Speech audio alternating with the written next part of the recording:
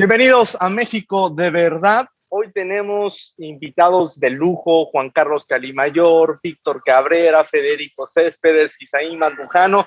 Todos ellos nos van a dar una opinión de verdad. Muchachos, muy buenas noches. Muchas gracias por estar en México de verdad. Buenas noches a todos.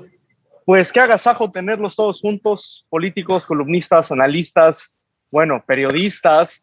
Y vamos a entrar de lleno, porque estamos esta noche para analizar sobre el tercer año de gobierno del presidente de México, Andrés Manuel López Obrador. Y vamos a ir desglosando este tema y nos vamos a un punto que nos preocupa y ocupa, creo que a cualquier ciudadano en cualquier ciudad o país del mundo, que es la seguridad pública. Y a 31 meses de que inició el sexenio de López Obrador, superó ya los 91,000 homicidios y los feminicidios tuvieron un incremento de 3.3 este semestre. Juan Carlos, ¿ha funcionado el abrazos no balazos? No, bueno, yo creo que es evidente. Primero que nada, saludo a todos, es un gusto compartir este panel. Yo creo que evidentemente los resultados hablan por sí solos, ¿no? No hay otros datos, como dice el presidente, que puedan revertir. El único argumento es que esto es producto y consecuencia de lo anterior, pero se supone que alquilamos o rentamos o le pagamos a este presidente porque ofreció resolverlo. Y yo creo, desde que lo planteó, que atender las causas, por ejemplo, con el programa Jóvenes Construyendo el Futuro, para desactivar el que jóvenes optaran por dedicarse al narcotráfico como una forma fácil de ganarse la vida, pues no ha funcionado, ha generado un clientelismo. Es un programa que no tiene mecanismos de evaluación. Crear la Guardia Nacional y militarizar a la seguridad pública, que es una promesa que el presidente hizo de meter al ejército a las calles, no solamente lo ha sacado, desapareció a la Policía Federal, que mal que bien funcionaba, eran todos los policías federales eran profesionistas, y ahora para ser miembro de esta nueva Guardia Nacional no se necesita ni primaria, creo. Entonces, uno ve a las patrullas de la Guardia Nacional y no sabe qué están haciendo. El asunto es que por menos de lo que hemos visto, como pasó en Chihuahua, por lo menos este fin de semana, masacres, balaceras. No hemos rebasado el número de los 43 de Ayotzinapa, pero no estamos a nada. Si sumamos, este fin de semana fueron 17, los jóvenes que murieron en Irapuato, masacrados en un, no sé si era un hospicio o algo así. Lo que pasó con la familia en Sonora, donde niños fueron calcinados por los delincuentes, la delincuencia organizada, candidatos asesinados. Yo creo que el gran problema de este presidente es que, vamos a suponer, quiero pensar que es bien intencionado, pero la verdad es que fue un excelente candidato, pero no acumuló la experiencia suficiente, y o lo están engañando o se está engañando. Lo que es un hecho, y con esto cierro, es que sí nos están engañando, diciendo, no reconociendo que la inseguridad se ha incrementado en términos muy considerables, ¿no? Víctor, ¿te sientes hoy seguro como periodista en este quehacer periodístico de la libertad de expresión ante esta ola de asesinatos a periodistas, activistas en estos últimos 3 años? Mira, definitivamente lo que yo creo que hay que señalar es el abandono sistemático por parte del presidente, este cambio de dirección, de voy a tratar de regular, si no combatir el crimen organizado, cuando menos regularlo, a pasar a soy tu aliado, soy tu cómplice, soy tu socio. Eso me parece que las cifras que se dan, los hechos que se dan, son material suficiente como para argumentarlo, sin pretender tener pruebas, ¿no? Tienes un video grabado de López Obrador diciéndole al cártel tal que operen. Vaya, las acciones hablan por sí solas, ¿no? Entonces, me parece que eso es lo más grave, porque como jefe de Estado, lo peor que puedes hacer es rendir la plaza. Entonces, eso está pasando en todos los sentidos y ahí están las pruebas latentes. En lo particular, pues nos pega saber que hay colegas que pierden la vida por hacer su trabajo, saber que tú, por ejemplo, no puedes ya traer un vehículo rotulado que diga prensa, como hace tiempo, que pudieras apoyar tu trabajo y ahora prácticamente tienes que hacer un trabajo muy discreto, está canijo, es complicado. Cada vez hay estados donde eso ya no es posible y eso debilita el poder de la prensa, que si bien ha sido muchas veces cuestionado, siempre ha sido necesario. Y hoy cada vez son menos los que se mantienen en resistencia de decir y señalar lo que está pasando. Obviamente el presidente tiene un fuerte ataque contra los líderes de opinión de manera cínica, de manera burda, de manera miserable, diría yo. Y bueno, por el contrario, hay un ejército de gente barata de la comunicación, influencers que se dicen comunicólogos, que más bien pueden ser opinólogos, y que hacen un contraste, y ¿sabes qué? Se aprovechan de la gran ignorancia que tiene este país. Yo no quiero ofender a mis mexicanos, a mi gente, pero nuestro talón de Aquiles no es la pobreza, es la ignorancia, y eso es de lo que nos está teniendo como rehenes de este sistema del señor presidente López Obrador. Isaí, tú has estado de lleno en estos últimos meses del acontecer de la violencia en Chiapas, en la frontera norte. Creo que ahí se exhibe que hay más abrazos y más abrazos y una estrategia fallida por parte tanto de la Guardia Nacional y del Ejército. La violencia en Chiapas encrudece día con día. ¿Esto sucedía antes de esta política de seguridad pública del gobierno de Andrés Manuel López Obrador? Primero saludar a Juan Carlos, Federico y Víctor. Bueno, efectivamente, en Chiapas estamos aquí en la frontera sur mexicana, donde hemos estado viviendo en los últimos días, meses, semanas y meses una serie de incidentes violentos. Tenemos una frontera sur bastante vulnerable. Hace unos 2-3 meses, antes de que se calentara aquí la plaza, como dicen los narcos, antes de que se calentara la frontera sur, hice un recorrido en la frontera sur mexicana. Hice un rastreo de qué estaba pasando y pues vimos una frontera sur insegura, vulnerable, donde no había presencia de las Fuerzas Armadas y donde el crimen organizado prácticamente tenía el control de ella. ¿Qué quiero decir con ello? Que a lo largo de la frontera sur mexicana, Octavio, y quienes me escuchan, hay 8 puntos de control migratorio, es decir, 8 puntos donde hay aduana, donde hay SAT, donde hay Guardia Nacional, donde hay Ejército, donde es un asunto de control del gobierno federal. Sin embargo, hay entre 50 y 56 puntos donde hay tránsito vehicular y de personas, donde no hay ningún tipo de vigilancia ni de control, es decir, donde la gente puede entrar y salir, y en estos puntos son los donde se burlan a las autoridades mexicanas y se trafica con armas, drogas, mercancías, personas, en fin, todo tipo, combustibles, todo tipo de cuestiones legales e ilegales pasa por estos puntos de la frontera sur mexicana. La verdad es que es una frontera controlado no por el Estado mexicano, sino controlado por los grupos del crimen organizado, que en las últimas semanas se han estado disputando metro a metro de esta frontera sur mexicana.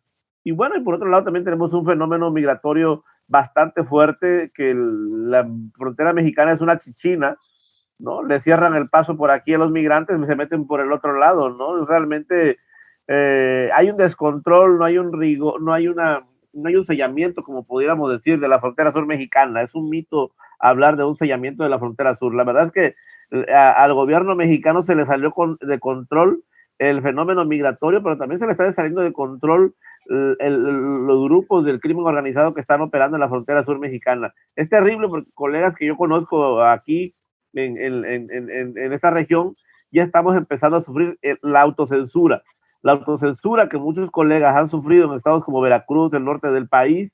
Ya lo estamos empezando a ver. Tenemos algunos colegas han decidido no reportar incidentes del crimen organizado, prefieren autocensurarse, cerrar los ojos y no informar, porque está vulnerable. La gente no tiene idea del grado de vulnerabilidad que tenemos los periodistas aquí en esta región. A veces decidimos decir, mejor ni digo nada, no vi nada, no reporto nada, porque tengo colegas que han sido visitados por personas civiles armadas y les han pedido que bajen información de sus redes sociales, de sus páginas.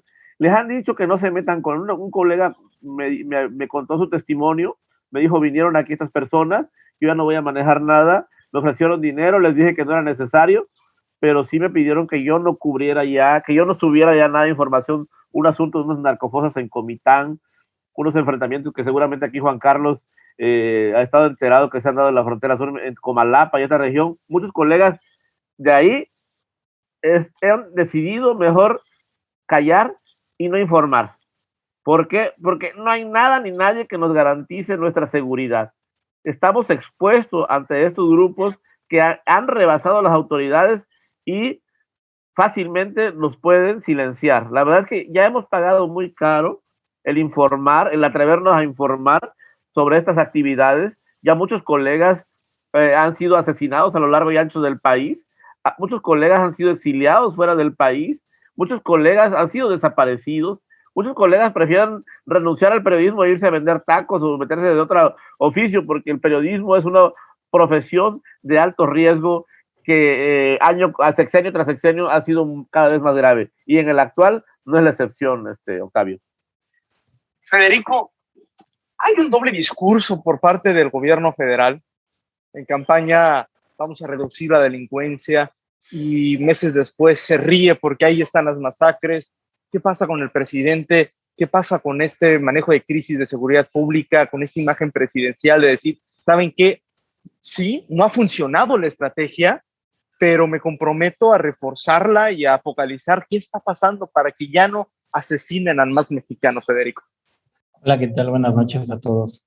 Mira, Octavio, la verdad es que desde la perspectiva de la imagen es entender que nos vendieron literalmente un presidente que prácticamente yo lo veo como un niño que llora y le dieron una paleta. Es alguien que tiene el poder en sus manos y en realidad no sabe qué hacer con ella. Cuando empezó todo este proceso, ¿no? Para poderlo elegir como presidente, empezó a vender muchas ideas idealistas, muchas estrategias, pero principalmente su estrategia fue, y como mencionaban anteriormente, un mensaje hacia la comunidad, ¿no? Un mensaje populista en el aspecto en el que yo estoy a favor de todo el pueblo mexicano, toda esta carencia, toda esta discriminación, este problema de seguridad pública en general, ¿no? Sin embargo, vemos a un presidente en donde tenemos muchísimas áreas en donde hay una carencia, en donde podemos darnos un ejemplo claro de a qué se refieren cuando dices, entrego algo, pero volteo mi cara, ¿no? Están los problemas latentes, se están mostrando ante medios de comunicación y lo único que hace es, ¿saben qué? Yo a través de mi liderazgo otorgo este poder hacia esta persona, allá arréglense con él.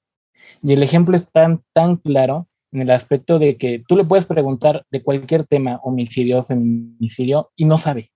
O sea, él únicamente lo que hizo hacer, lo que en realidad hizo es vender una imagen de que yo puedo llevar a un pueblo, pero a través de un liderazgo liberal en donde, pues háganse bolas ustedes. Yo te dejo a alguien a cargo y pues arréglate con él. Entonces, la verdad es que es una carencia en cuanto a tema de seguridad que él mismo, ¿no? Él mismo mencionaba que venía desde gobiernos atrás, pero muy orgulloso mencionaba que pues él lo mantiene estable, ¿no? No ha subido, pero tampoco ha bajado, ¿no? Pero la estabilidad en la inseguridad está.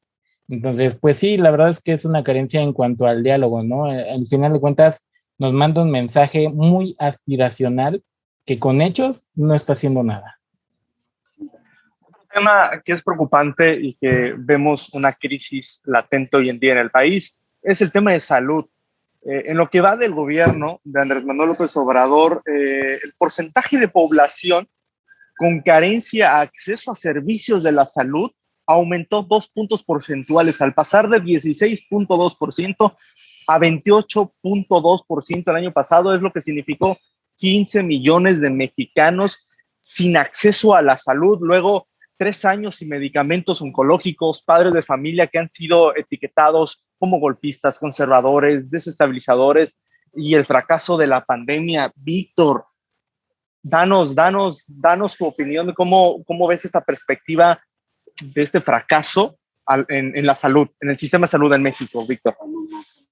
Mira, yo creo que lamentablemente ya somos un caso internacionalmente de burla. Hay este tema de los empresarios, el famoso, el fuck up, ¿no? El cuando te equivocaste. México es eso.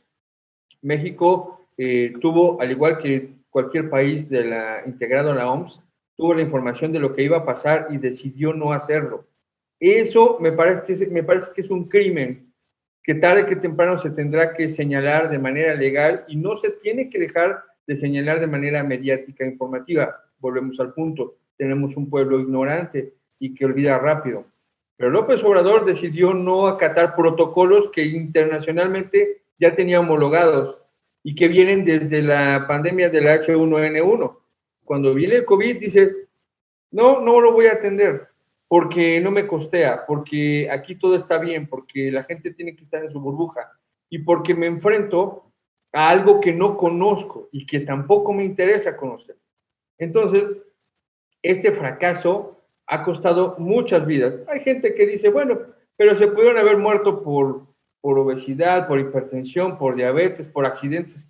Sí, pero esa es decisión del ciudadano. Si el ciudadano quiere comer mal o no le queda de otra, está en él. Pero que tu jefe de Estado, a quien se le paga por proteger tu salud y tus condiciones, decida no atenderlo, eso sí es un crimen. Y me parece que yo ya no sé cuál se vaya a ir a la posteridad, porque ya pasamos de 3 años, con cuál de los crímenes de López Obrador va a pasar a la historia como imborrables, ¿no? Así como están los de Salinas y están los de Peña Nieto, ¿cuáles van a ser de los de López Obrador? La salud me parece que es uno de los más graves, porque fue totalmente a propósito y de manera deliberada. Y lo que es peor, después decidió lucrar políticamente con eso. El 2021 y sus resultados son producto de la manipulación de las vacunas, ¿no? A quienes iban a estar conmigo, como el magisterio, los vacunamos primero.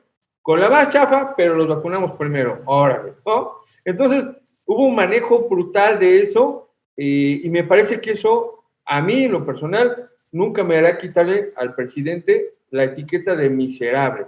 Me parece que esas son acciones miserables, dignas de una persona que no le importa el de junto, que no le tiene respeto a la solidaridad, a la humanidad, a muchas cosas.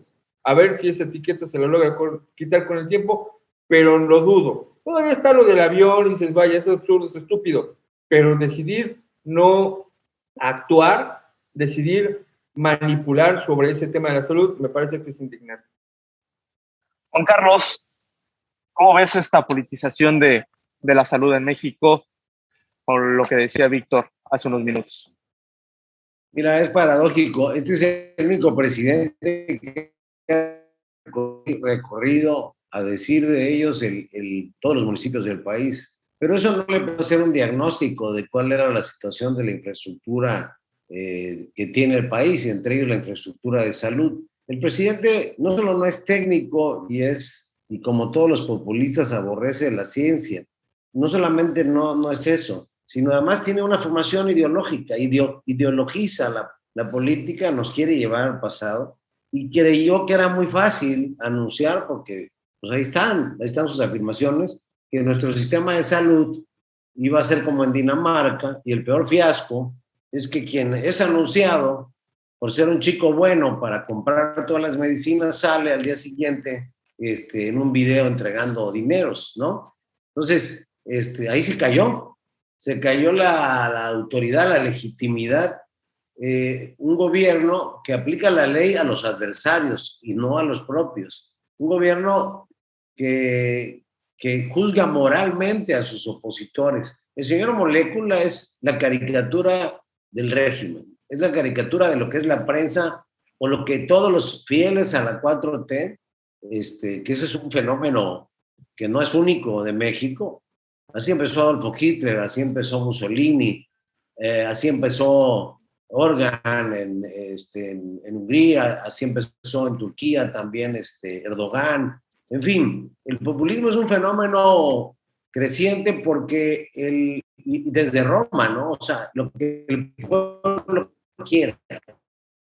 Por eso había 4 o 5 meses consecutivos de circo en Roma y reparto de pan, porque el pueblo tenía que estar entretenido. Y entonces, de tener un sistema, cuando tú ves el sistema de Dinamarca, de los países nórdicos, de los países más desarrollados del orbe, pues ahí te das cuenta, por ejemplo, que la educación y la salud está tan estandarizada que los hijos de un empresario o los hijos de un obrero, porque además no tiene toda esta bola de prejuicios interraciales que este gobierno ha vuelto a sacar para rascar un pasado sin ningún objetivo, pues tiene la misma calidad. La educación pública es de primera, la salud es de primera, pero ya sí pagan impuestos. En este país tenemos un montón de informalidad, tenemos un montón de empresarios evadiendo pagar el seguro social, muchos de ellos a través del famoso outsourcing, pero también tenemos un pésimo sistema de salud, ¿no? O sea, ir al seguro social o a una clínica del gobierno es persinarse antes de entrar. Entonces, nos falta mucho. Dicen que dejó muchos hospitales sin terminar los gobiernos anteriores, efectivamente, porque se hicieron en los últimos 2 gobiernos los hospitales que le hacían falta al país. Pero además, todo el dinero del país que se debió haber... Mira, ¿sabes qué hicieron en Costa Rica cuando vino la pandemia? Todas las fábricas de alcohol, toda la industria de alcohol se puso a producir gel antibacterial. Toda la industria textilera de Costa Rica se puso a cubrir cubrebocas, a darle cubrebocas a la gente. Aquí estuvimos debatiendo 7, 8 meses con el doctor Gatell diciendo que no era necesario. Y esto, como dice Víctor, pues eso va en algún momento, como en los juicios de Nuremberg, a tener alguna responsabilidad. No es posible que tantos mexicanos hayan muerto por hacerle caso al gobierno que no supo conducir las cosas. Ahí tienes el caso de las mujeres, el caso de Finlandia, por ejemplo, el caso de China, donde se originó el virus, donde no han muerto más de 10,000 personas, siendo el país más ocupado, con más habitantes del orbe. Y resulta que nosotros, pues ahí estamos en la carrera de los primeros en número de muertos oficiales, aunque las cifras reales, ya lo hemos sabido por muchos otros datos, por actas de defunción, es superior, ¿no? Isaín, dime pues, ¿cómo ves este fracaso en el sistema de salud en el gobierno de Andrés Manuel López Obrador? Isaín, ¿cómo lo ves tú desde la frontera sur ahí en Chiapas? Mira, yo creo que esta política de creer que todo lo malo, que todo lo del pasado era malo, yo creo que a rajatabla juzgar todo, yo creo que fue el peor error de Andrés Manuel, de creer que todo lo que había hecho y construido el PRIAN estaba podrido. Yo creo que como una manzana cuando lo agarras del frutero, si ves que está podrida una partecita, pues agarras le quitas la parte podrida y pues te comes lo que te queda de la manzana, ¿no? No porque dices, oye, está podrida una partecita y ya tiene un gusanito aquí y ya lo tiras, ¿no? Es lo que hubiera hecho el presidente, ¿no? Quitarle lo podrido a la manzana.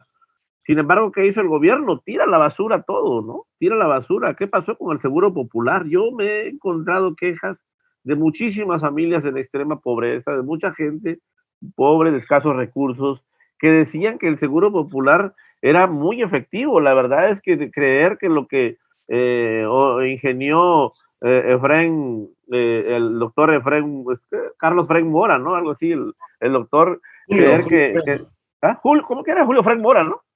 Julio Frank Mora, me acuerdo muy bien de este gran científico mexicano. La verdad es que era un tipo brillante, la verdad es que era un tipo que sin duda alguna el Seguro Popular no era perfecto, pero podía ser perfectible, ¿no? Y el gobierno pudo haberlo mejorado.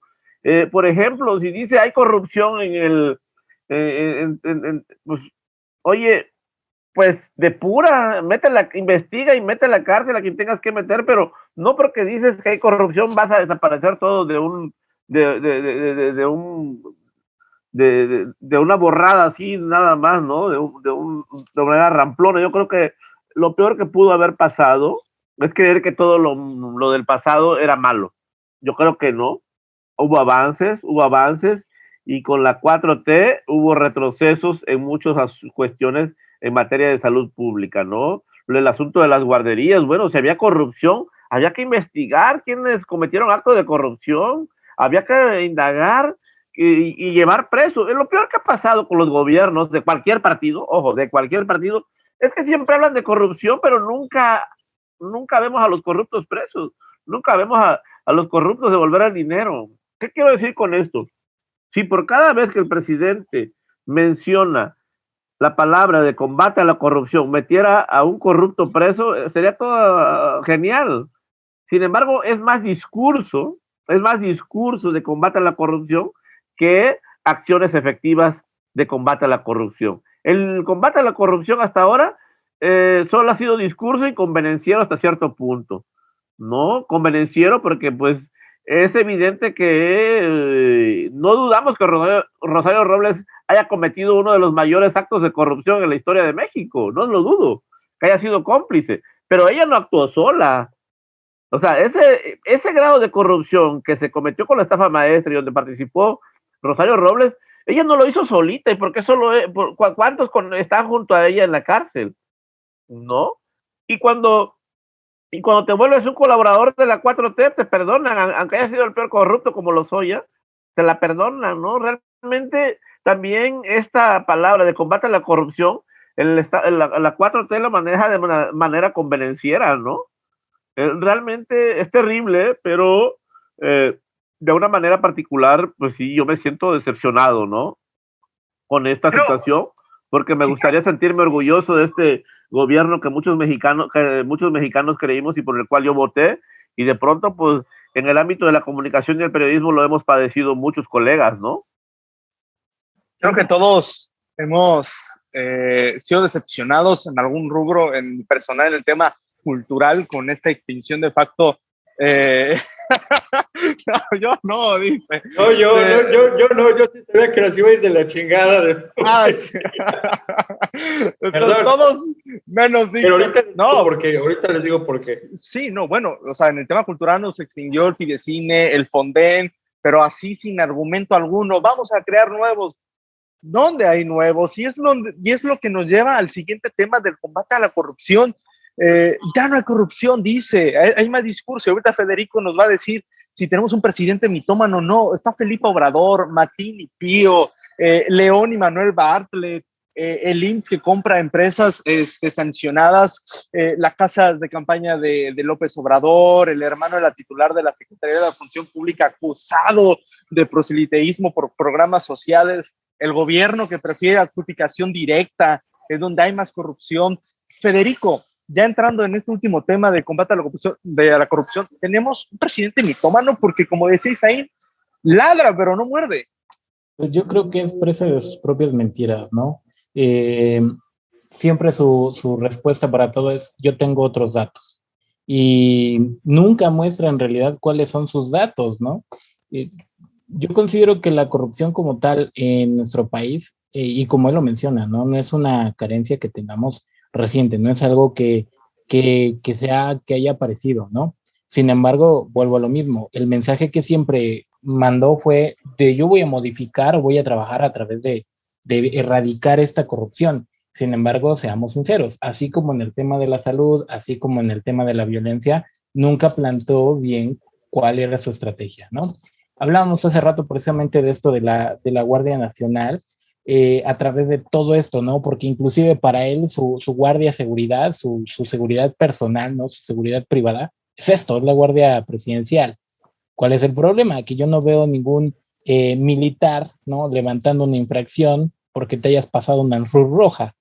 Es ahí donde se rompe esta parte, ¿no?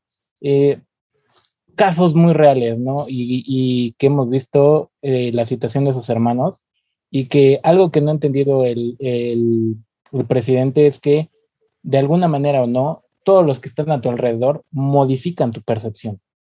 Hablábamos, ¿no? E inclusive veíamos temas de gobiernos anteriores, ¿no? Cómo podíamos mencionar todos los problemas o todas las cosas negativas de gobierno de Felipe Calderón. Hablábamos de Enrique Peña Nieto, inclusive él hablaba mucho de eso, ¿no? Que para poder hablar de Enrique Peña Nieto, solamente con ver quién está alrededor de él, podemos dar una idea de quién es él, ¿no?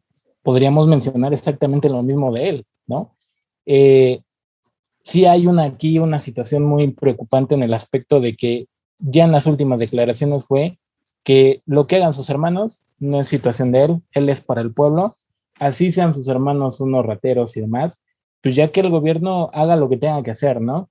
Analizando ya el trasfondo precisamente de esta declaración, podemos notar una microexpresión de una sonrisa muy desfachatada en el aspecto de que no va a llegar a eso. O sea, por más que quiera él llegar a esta situación a las últimas instancias, no va a proceder. Y esto va a ser muy claro en el aspecto de que para gobiernos muy futuros, cuando se tenga que declarar o se tenga que poner en tela de juicio todo el proceso de Andrés Manuel López Obrador, va a salir exactamente igual, ¿no? No va a proceder. He ahí el problema precisamente del desarrollo en México, precisamente de la corrupción, ¿no? Que aunque podamos juzgar y criticar a gobiernos pasados y futuros, todo sigue siendo un mismo proceso similar. Lo único que hacemos es cambiar de la figurilla de la pieza del ajedrez, ¿no? Pero es exactamente el mismo juego.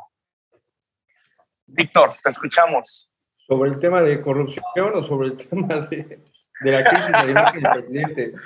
Pues de las dos, a ver, venga. Les quiero compartir algo, compañeros de este programa. Yo tengo, justamente este año cumplí 20 años, porque empecé muy chavo, de asesorar a candidatos en temas de contiendas políticas. Y eso precisamente me hizo saber en todo momento que López Obrador estaba engañando a la gente y que iba a engañar a la gente. Si a eso le sumas que en esta chamba, en el trabajo periodístico, tienes acceso a datos, los tienes constantemente y los repasas, sabes perfectamente que no hay forma de que haga tonterías válidas como la de rifar el avión.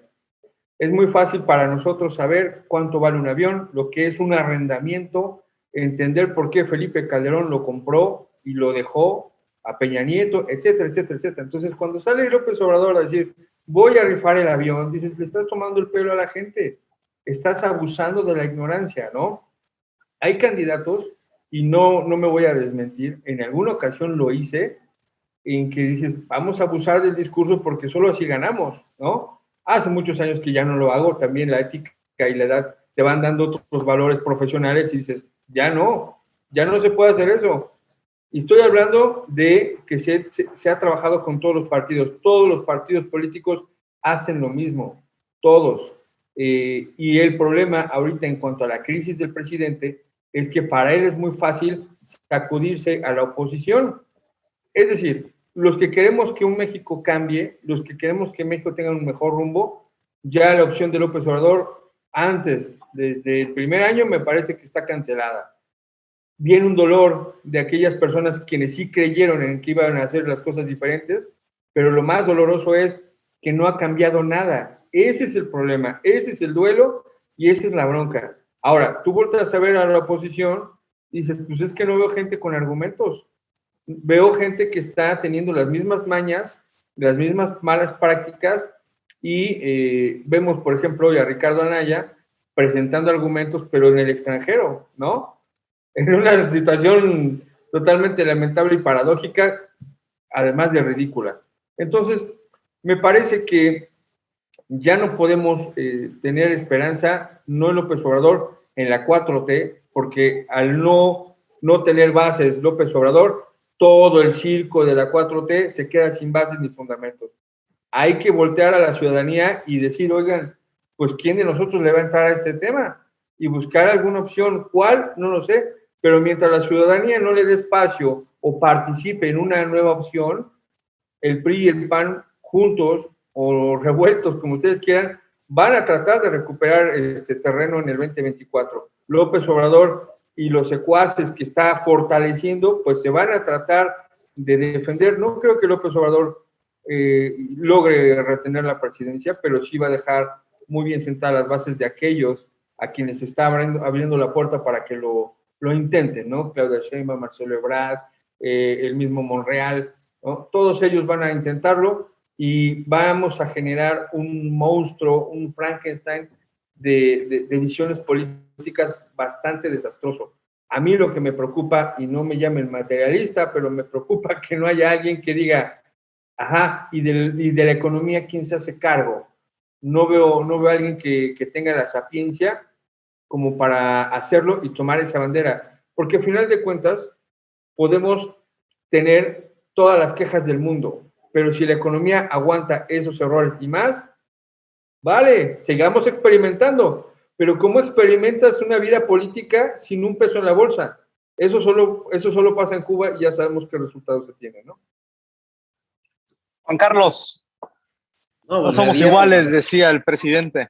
Fíjate que cuando el presidente dijo que la pandemia le había caído como anillo al dedo, yo tuve muchos amigos, no, Isaín siempre digamos, simpatizado o identificadose con la izquierda, pero esto no es izquierda, este es un gobierno conservador en muchos aspectos, tema de otro análisis, ¿no? Porque el presidente no ha sido el promotor de los cambios, de los grandes cambios, él no cree en la despenalización del aborto, en el matrimonio, ¿cómo se llama? El matrimonio, él no cree en eso, él es de provincia, tiene una formación muy provinciana y en ese sentido es muy conservador. Pero mira, cuando se da el momento de la crisis, dijo que iba a hacer un anuncio.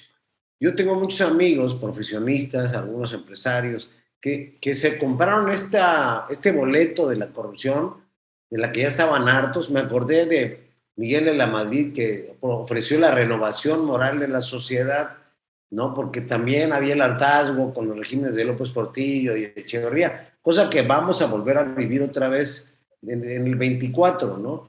El gran problema es que abandonaron a la clase media. Este país bipolar, este país donde hay ricos y pobres, se olvidó de que hay una enorme clase media que creció en los últimos 20 años, ni siquiera gracias a México, gracias al Tratado de Libre Comercio, a las remesas, a nuestra privilegiada situación geográfica, a nuestros recursos naturales y humanos, hay que decirlo, a la que dejaron en el abandono. No, es el único país del G20, ya no digamos de muchos otros, que no hizo un plan de apoyo a las pymes. Y las pymes generan el 80% de los empleos del país, pero no solo eso.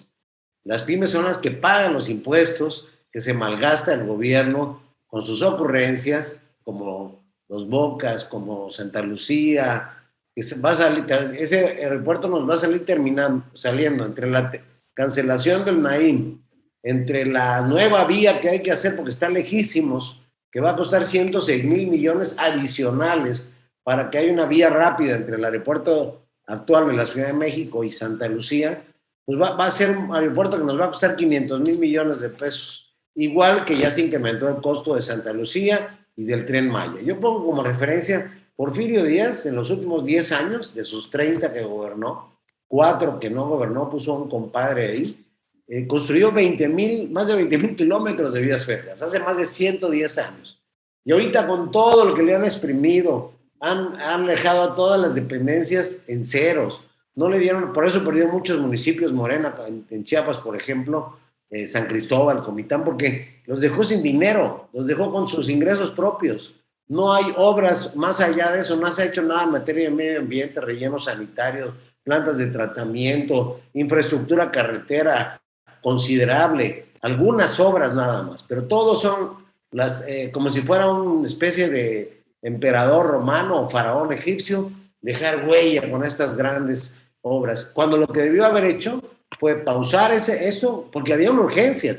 Si tú en una familia planeas comprar un coche a crédito, ¿no? Hipotecar tu casa o dar una garantía, pero de repente se te enferma un familiar, pues no vas a seguir con la idea de comprar el coche, vas a tener que cancelar esa idea y atender a tu familiar, ¿no? Y eso es lo que no hizo este gobierno. Y esa clase media, mucha de esa clase media, votó por el presidente, harta de la corrupción. Yo creí que se iba a reflejar en estas elecciones intermedias, pero parece que los mexicanos tenemos una capacidad de autoinmolación, producto de nuestra historia, que no sé qué más quieren.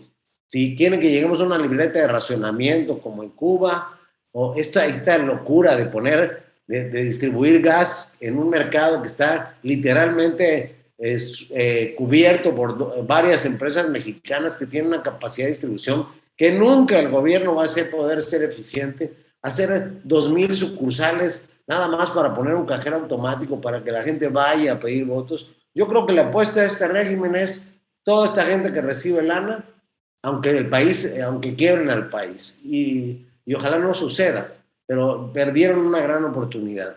Las pymes son las que pagan impuestos. Los grandes millonarios, Carlos Slim está haciendo un tramo al Tren Maya, Carlos Salinas Pliego es otro socio de este gobierno, de este capitalismo de cuates que continúa en el país, y nada cambió. O sea, yo cada que vivo y sufro esto, me vuelvo a ver por enésima vez la ley de Herodes, porque la ley de Herodes es la caricatura de este país. Llega un hombre a un pueblo todo jodido, perdón por la palabra, bien intencionado, lo quiere mejorar, lo quiere arreglar, y termina amenazado por el crimen, por los grupos de interés, y termina rendido y corrupto a sus pies, ¿no? Tenemos un gobierno fallido, mentiroso, con doble moral, un presidente conservador, quizá un presidente Vox, puede ser, ¿no? Tenemos un presidente que ha malquistado a una sociedad. Yo no he visto una sociedad tan malquistada, dividida y fragmentada que con este gobierno. Estás con él o no estás con nadie más, y eso es alarmante, porque ¿cómo puedes decirle a tu pueblo, si estás conmigo, bien, si no, yo no te gobierno, ¿no? Ahí ves cómo lo haces. Ya para concluir, vamos conclusiones, Isaín. ¿Qué nos espera de Andrés Manuel López Obrador en estos próximos 3 años? ¿Se va a enfocar a gobernar o a hacer campaña para dejar la tutela? O a seguir echándole la culpa al pasado los próximos 3 años, ¿no? Yo creo que es terrible, pero de seguir así, yo creo que no va a terminar bien el presidente. De seguir el presidente tiene que dar un golpe al timón del barco, como se dice coloquialmente, y reencauzar el gobierno si es que quiere terminar bien el presidente, porque como van los pasos del presidente, yo creo que va a terminar muy mal, ¿eh?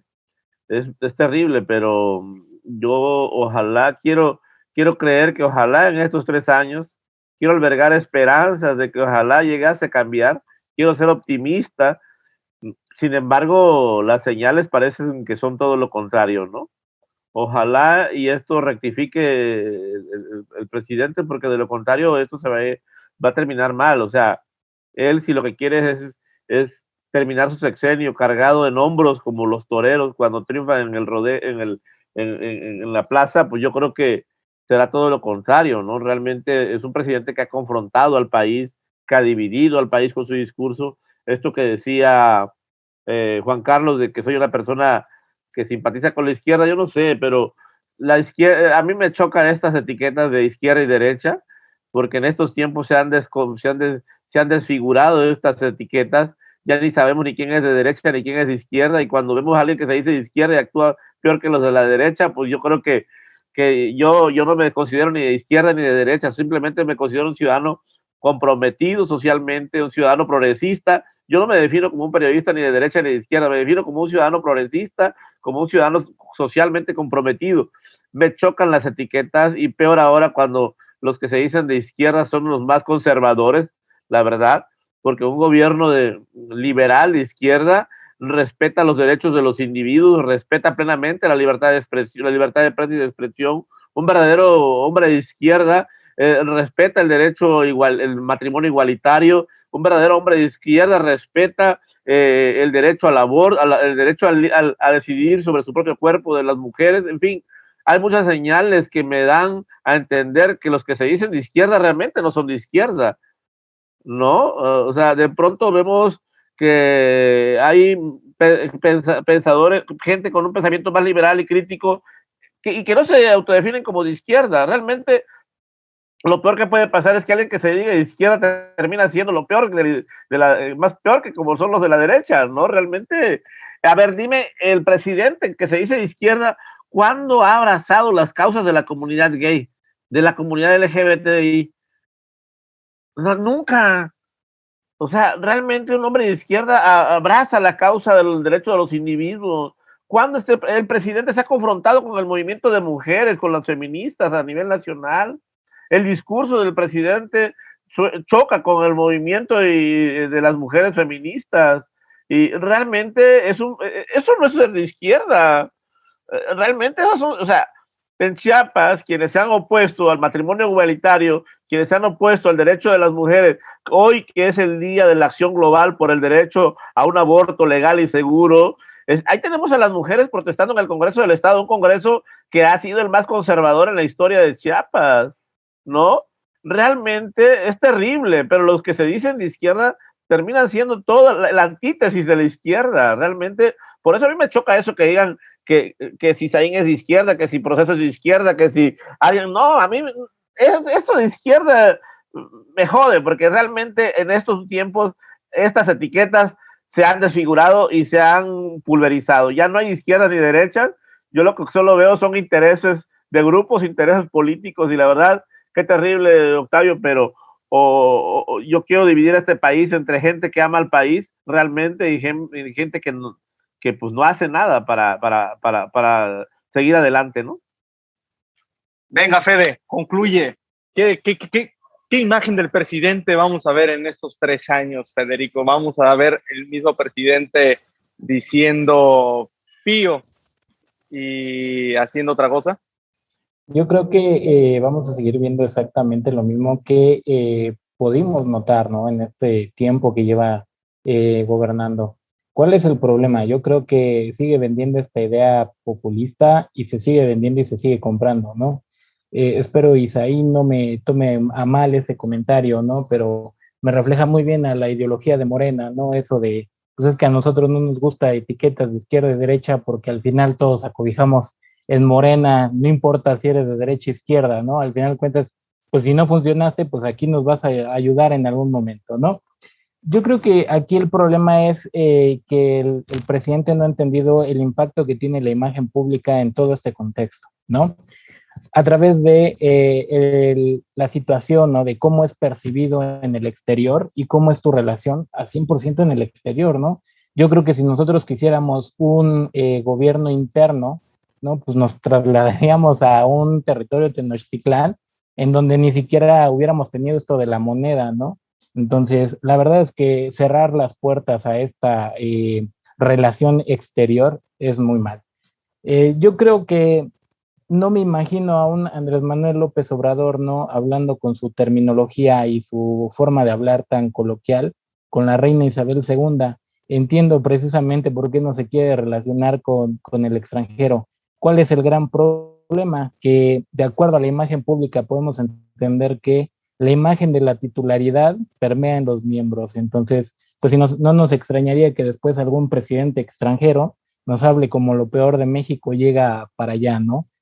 Es reflejo al final de cuentas de quien dirige precisamente el país. Entonces, si no cuidas tu imagen, es la imagen que vas a proyectar de todos los que formamos parte de esta república para el exterior. Víctor, ¿con qué cierras? Yo cierro con que, en efecto, López Obrador ha sido un tipo genio para sus contextos, para sí mismo, para su grupo, para su familia. Él logró consolidar su proyecto, pero sus intereses, sus acciones, sus robos, sus logros, sus venganzas, todo eso solo tiene que ver única y exclusivamente con él, con su familia y sus amigos. A él no le importa México, ha utilizado, se ha servido de México y miren que todavía no termina, lo está haciendo de manera cínica, nos va a pasar a joder de manera brutal. Va a haber una generación de jóvenes marcados por haber padecido el López Obradorismo. También le pasó a joder el espíritu a muchos profesionales, profesionistas, a muchos académicos, a muchos idealistas, mucha gente que sí creyó y que tenía razón en que ya el PRIAN ya no más. Y ahora confió, pero el gallo no era el bueno. Ese es el problema. Entonces, me parece que él va a tener que sentar bases y este sistema y este argumento y circo de la 4T no nos los vamos a acabar de quitar en el 2024. El mexicano va a pagar cara su ignorancia, esa palabra la he repetido durante la noche, porque me parece que es donde más nos duele. Es lo que va a pagar caro, su ignorancia, pues está bien, yo voy con él. Todas las carencias que tenemos como individuos, como colectivo, como nacionales, de adorar a la Virgen, adorar a los futbolistas, adorar a los cantantes y adorar a los políticos, lo vamos a pagar todavía un buen rato. Ojalá que gente como nosotros pueda apostarle a las nuevas generaciones para que vengan jóvenes a tomar un lugar ya sin tantas mañas, a lo mejor con carencias. Y me parece que nosotros tenemos que luchar por dejarles a ellos puertas entreabiertas y que ellos entren a ser protagonistas. López Obrador y su veneno, su mierda, la vamos a padecer todavía un buen rato. No se va en el 2024. Él tal vez sí, pero todo lo que él ha creado va a tardar en irse un buen rato. Juan Carlos, te escuchamos. Mira, voy a ser muy breve. Porfirio Díaz honró la memoria de Juárez, a pesar de que fueron rivales políticos, a pesar de que lo acusó en su tiempo de fraude electoral por reelegirse, modificar la Constitución. Claro, a Juárez le tocó ser presidente, entre comillas, mientras estaba invadido México, pero lo que quiero decir es que toda la apuesta de este régimen es a heredar a un sucesor que se encargue de velar porque el señor tenga estatuas y tenga un reconocimiento en los libros de historia. Y eso al precio que sea, como le pasó a Hugo Chávez o como le pasó a Fidel Castro con su hermano, que alcanzaron a apretar a su pueblo hasta un grado de heredar un sucesor que garantizara que su memoria y su leyenda, como el general Cárdenas, o sea, ningún mexicano desde Hidalgo hasta nuestros días pasa la prueba de un análisis objetivo de qué circunstancias y qué motivos los hicieron actuar como actuaron. Hidalgo se aprovechó de la indignación de la gente oprimida, violaron. La Alhóndiga de Granaditas debería ser, en vez de un símbolo patrio, un símbolo de un genocidio, porque mataron a mujeres, ancianos, desvalidos, desarmados, y eso es lo que pasa cuando construyes mitos a partir de acomodar, como está haciendo este gobierno, la historia a tus conveniencias, ¿no? De satanizar a Hernán Cortés, a Cristóbal Colón. Es un absurdo en este país escarbar el pasado. Y bueno, hay que seguir a Goebbels, hay que seguir ellos siguen esa ruta, ¿no? Los 11 consejos de Goebbels, que es repetir una mentira una y mil veces para que a partir de la sobreexposición se vuelva verdad. Y el problema de estos fenómenos es que crean una feligresía, crean un credo. Cuando uno ve, por ejemplo, hace muchos años me llamó la atención una matanza en un rancho en Texas, donde todos los seguidores de una secta se suicidaron, ¿no? Y cuando uno ve a los musulmanes autoinmolarse, estallarse por la fe en algo o en alguien, te das cuenta que a este país, como muy bien lo dijo Víctor, pues le falta mucho por aprender. Europa tuvo que pasar una Segunda Guerra Mundial, sufrir muchos millones de muertes, la destrucción, y Japón, por ejemplo, las bombas de Hiroshima y Nagasaki, para renacer y se convirtieron en potencias. Nosotros todavía no aprendemos. Tuvimos a López Portillo de Echeverría que nos dejaron la devaluación a todo lo que daba. Y te digo, este gobierno no pasa, y cierro diciendo y agradeciéndoles a todos y a ti, Octavio, este gobierno no pasa una prueba objetiva de dato por dato de todos los rubros que ofreció Combatizo. Muchas gracias, Federico, Juan Carlos, Isaín, Víctor. Tercer año de gobierno Andrés Manuel López Obrador. Hay más crisis que hechos, hay más palabras que acciones. Y bueno, es un tema muy extenso, pero bueno, ya nos estaremos poniendo en contacto más adelante para ir abordando el avance de la Cuarta Transformación. Gracias, chicos. Esto es y fue Opinión de Verdad.